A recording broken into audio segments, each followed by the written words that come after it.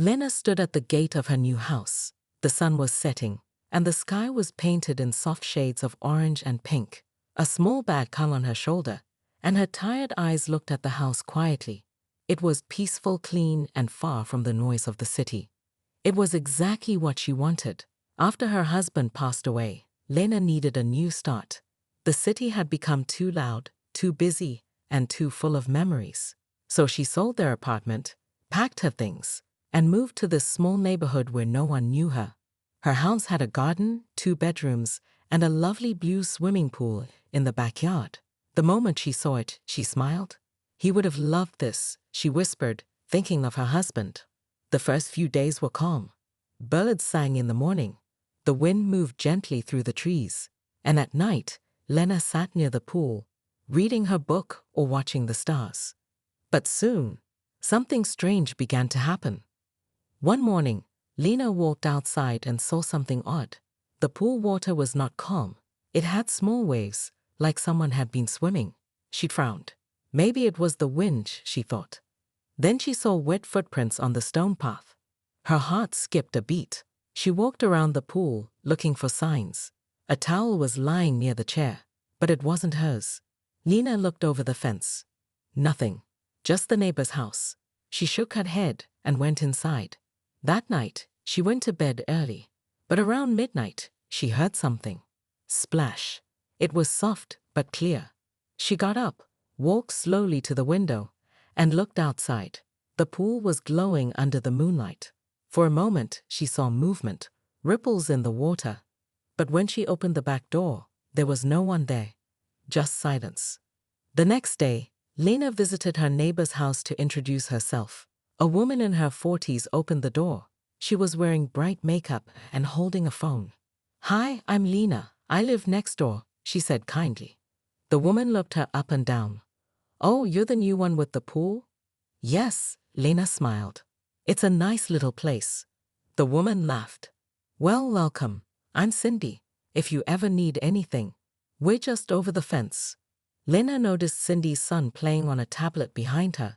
2 teenage girls were laughing on the sofa. "Nice to meet you," Lena said softly. Then she walked back home. That night, the splashes returned, louder this time. Lena didn't open the door. She just sat in her room listening. She felt something inside her change, a small pain, like a quiet tear in her heart. This house was her peace, her fresh start. Why was someone disturbing it? The next morning, Lena found candy wrappers near the pool. The garden chairs had been moved. One flower pot was broken. Still, she said nothing. She went to the store and bought a small notebook. She began to write everything she noticed. Monday, wet footprints. Tuesday, candy wrappers. Wednesday, splash sounds at 1:15 a.m. Thursday, pool water muddy. She didn't know what to do yet. She didn't want to start a fight, but she couldn't let this go on. One evening, as she sat on the back porch with her tea, she saw Cindy's son climb over the fence. He walked straight to the pool, jumped in, and began swimming. A minute later, the 2 teenage girls followed. Lena stood up and walked to the edge of the pool. The kids froze when they saw her. "Oh, hi," one of the girls said, nervous. "This is private property," Lena said quietly. Cindy's son laughed. "Mom said you wouldn't mind." "I do mind," Lena said, her voice soft but serious. "Please leave." They slowly got out of the water, grabbed their towels, and jumped back over the fence. No sorry, no respect. That night, Lena didn't sleep. She looked out at the pool, her eyes calm but deep. She knew now that kindness wouldn't work. She knew this wasn't just children being playful. This was about respect, about boundaries. And somewhere deep inside, something began to grow. Not anger, not revenge. Just a quiet decision. Lena picked up her notebook and wrote one sentence at the top of the page. "They think I'm weak. Let's see what happens next." Lena sat at her small kitchen table the next morning, holding her warm cup of tea. The sound of birds filled the air, but her mind was not peaceful. She kept thinking about last night. The way those kids climbed into her pool so easily. The way they didn't say sorry. The way they acted like it all belonged to them. It hurt, not because of the pool, but because of the disrespect. Lena was a kind woman. She didn't like fights. She didn't like shouting. But now, it felt like they were stepping on her peace, on purpose. She opened her notebook and looked at the words she wrote the night before. They think I'm weak. Let's see what happens next. She smiled slightly, then stood up. That afternoon, Lena waited until the sun was high and the streets were quiet. Then, she walked to her neighbor's house and knocked gently. The door opened quickly. Cindy stood there, holding a drink in one hand and her phone in the other. "Oh, hi again," she said with a fake smile. "Need something?" Lena nodded politely. "Yes, I wanted to speak about the pool." Cindy raised an eyebrow. "What about it?" "Your kids have been using it at night," Lena said calmly. "I'm not comfortable with that. I'd appreciate if it stopped." Cindy laughed, a short, dry laugh. "Oh, come on. It's just water," she said. "They're just kids having fun. It's not a big deal." Lena kept her voice soft. "I understand, but it's private property. It's my space." Cindy sipped her drink. "Well, maybe you should have built a taller fence." Then she shut the door without another word. Lena stood there for a moment, quiet. No anger, just silence. She walked back to her house, went straight to her bedroom, and opened a drawer. Inside was a small security camera she had bought last year but never used. Now, it was time. That evening, Lena installed the camera in a hidden corner of her backyard. It faced the pool directly. She tested it on her phone. Perfect view. Then she sat on her porch, a soft blanket on her lap, and waited.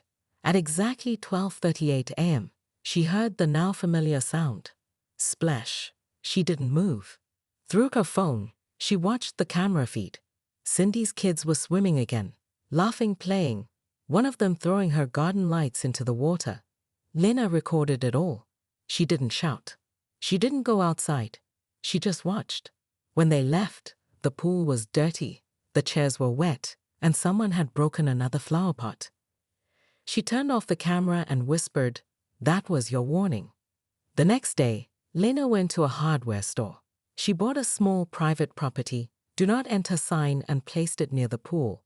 She also added a motion light above the backyard gate. If anyone entered, the light would turn on.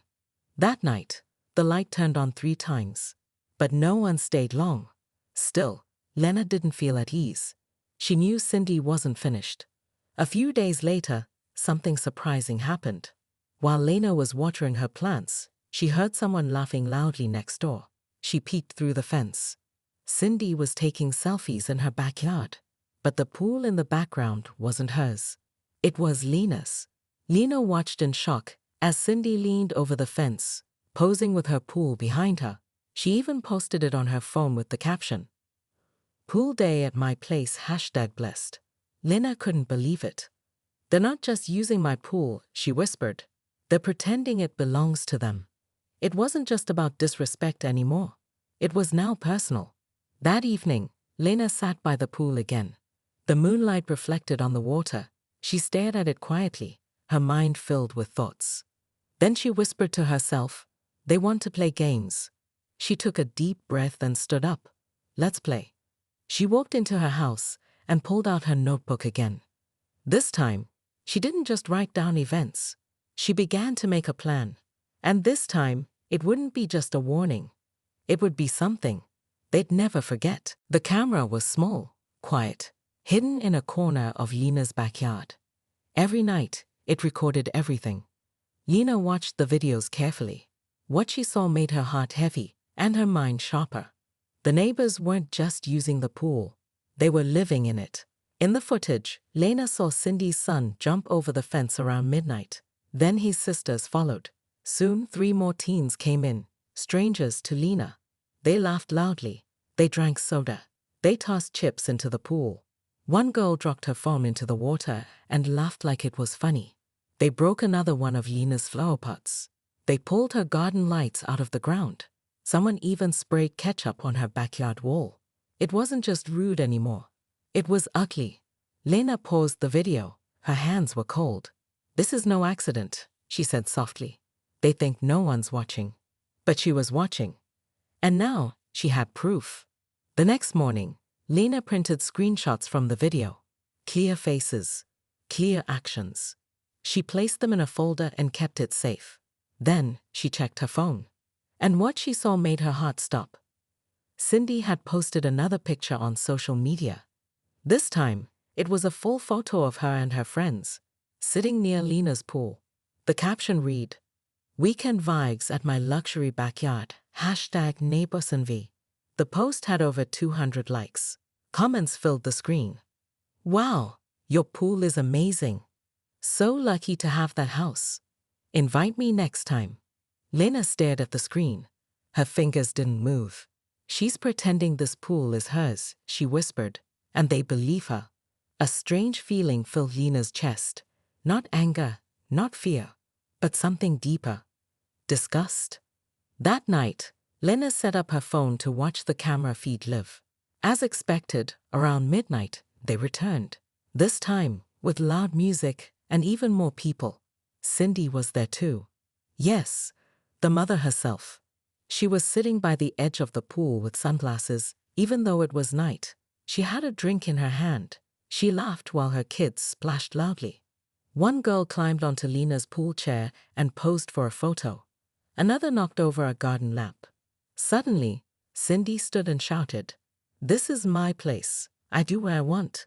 Lena watched it all in silence. She recorded every second. In the morning, Lena didn't clean the mess. She left it there, the chips, the wrappers, the footprints. Then she called someone she hadn't spoken to in months. "Hello," the voice said. "Hi, Sarah, it's me, Lena." Sarah was an old friend from the city, a lawyer. Lena told her everything, slowly, carefully. Sarah didn't interrupt once.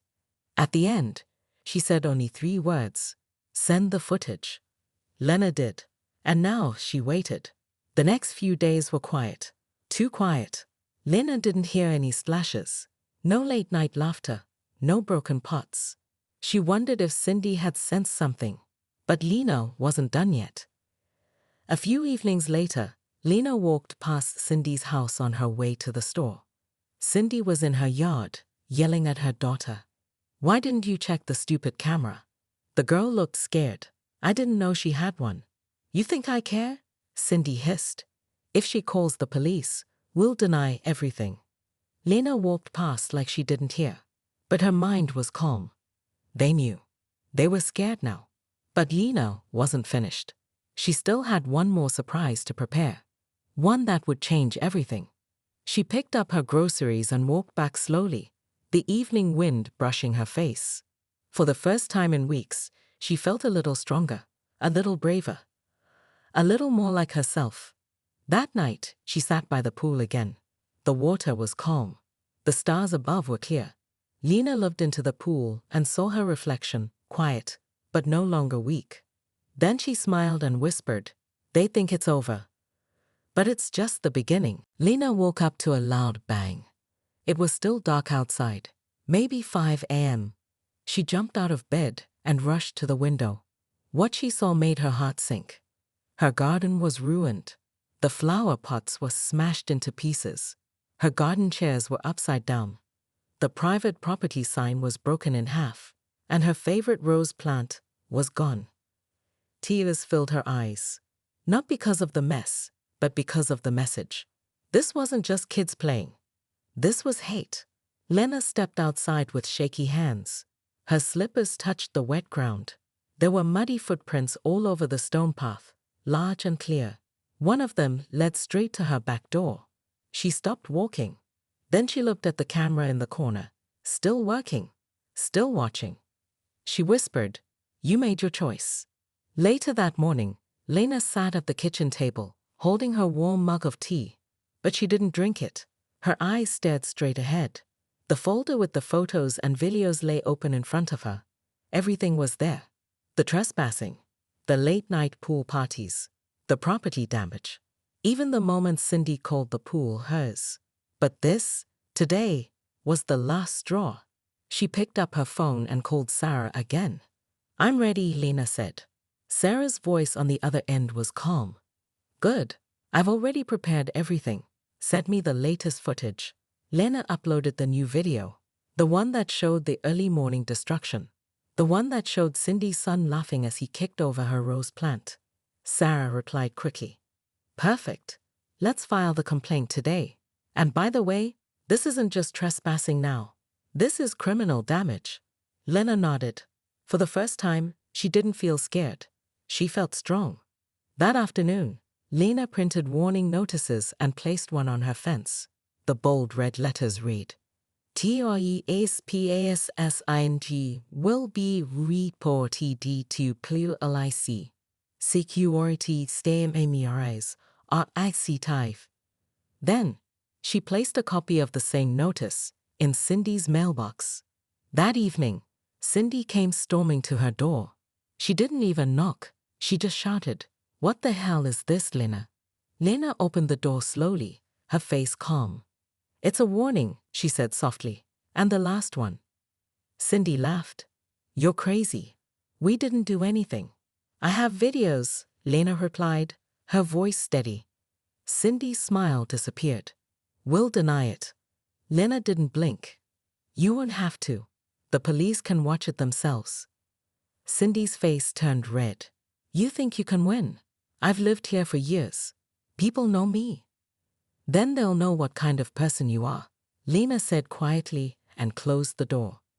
2 days later, a police officer came to Lena's house. She handed over the folder, the USB drive, and her notes. The officer listened carefully. "I'm sorry this happened to you," he said. "But you've done everything right. We'll take care of it." Lena nodded. "I just want my peace back." And for the first time, she meant it not with fear, but with power.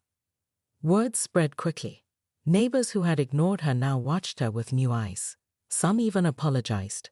One elderly woman left a flower basket at Lena's gate with a note. "We should have said something earlier. You were brave."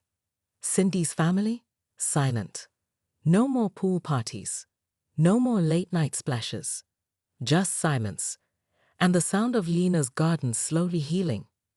That night, Lena sat by the pool again. The water was still. The moonlight shone above. She looked into the sky and whispered, "You were right, love. I just needed to believe in myself." She closed her eyes and smiled. Her heart was light.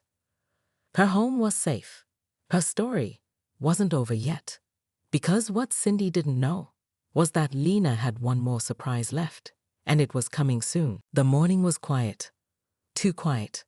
Lena sat by the window, watching the sunlight dance on her clean pool water. The garden was peaceful again. No trash, no noise, no late-night visitors. But something still felt unfinished. The police had warned Cindy. But Lena knew people like Cindy. They never really stop. They only pause until they think you've forgotten. Lena hadn't forgotten. She had one final card to play, and it wasn't a trick. It was the truth.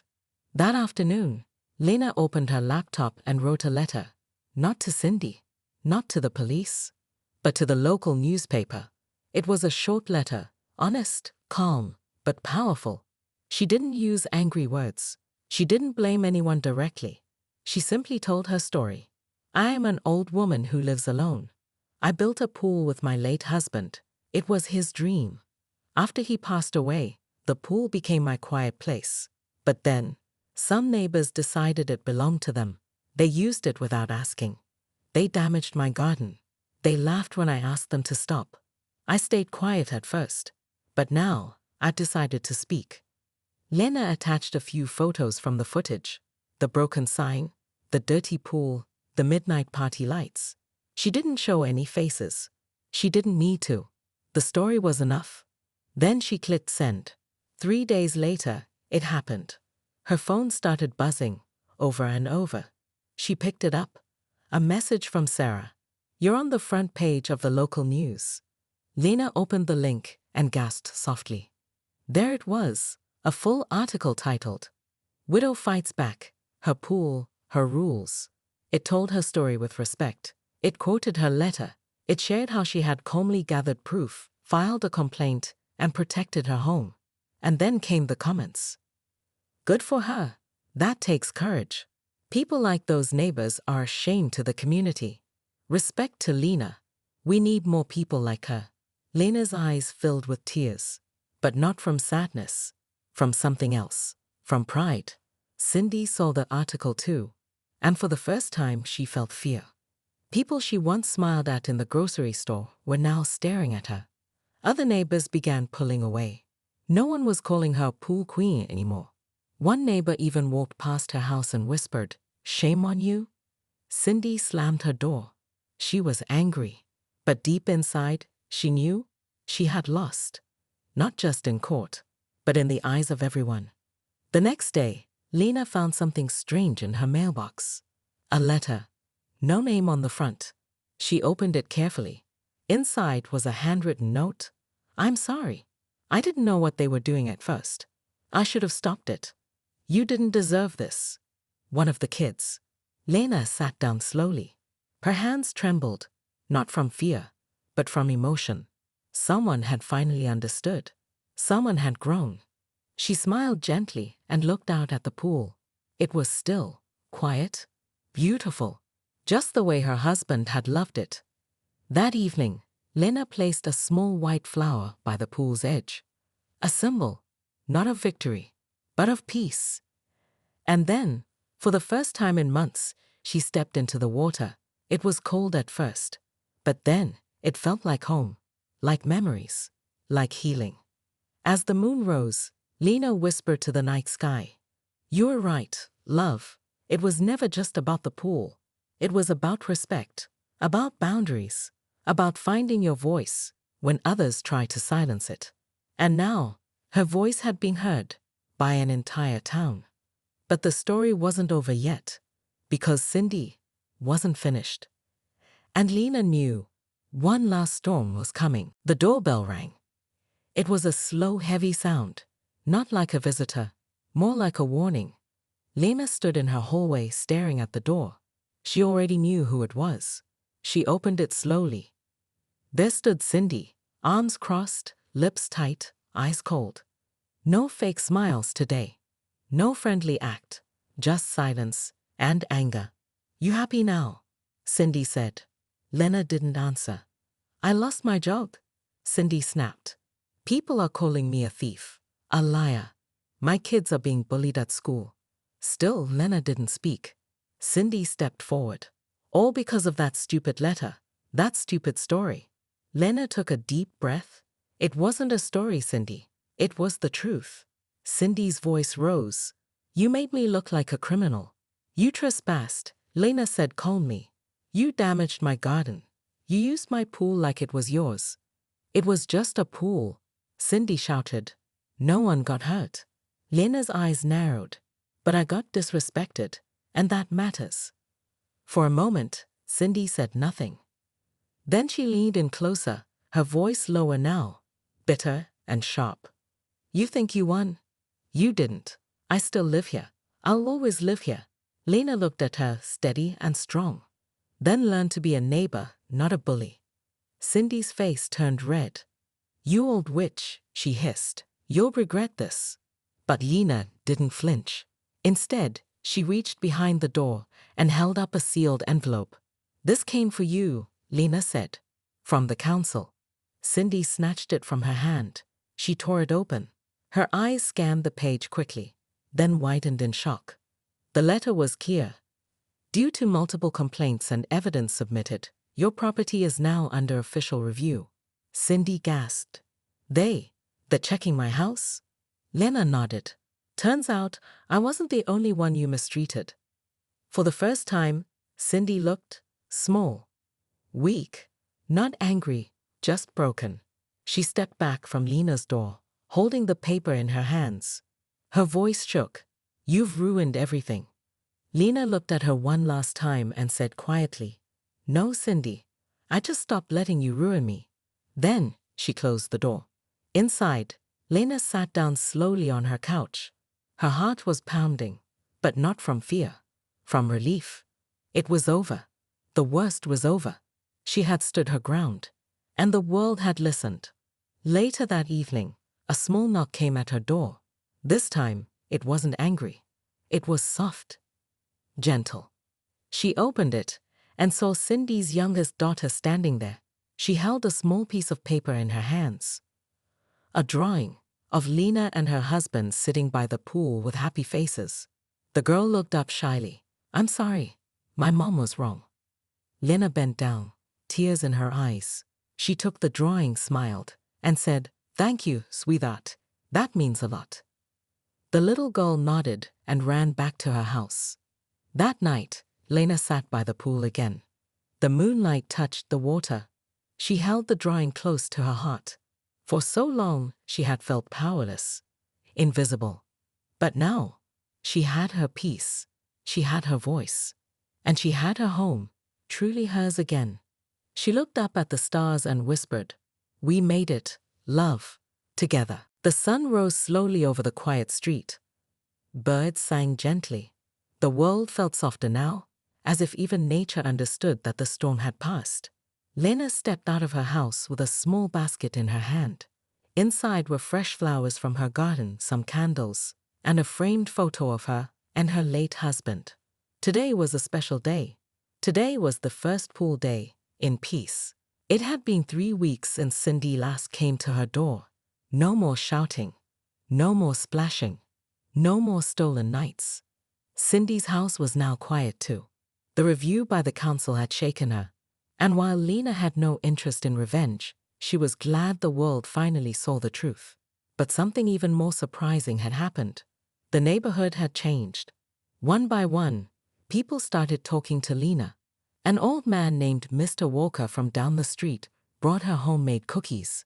A young couple knocked on her door to say they admired her courage.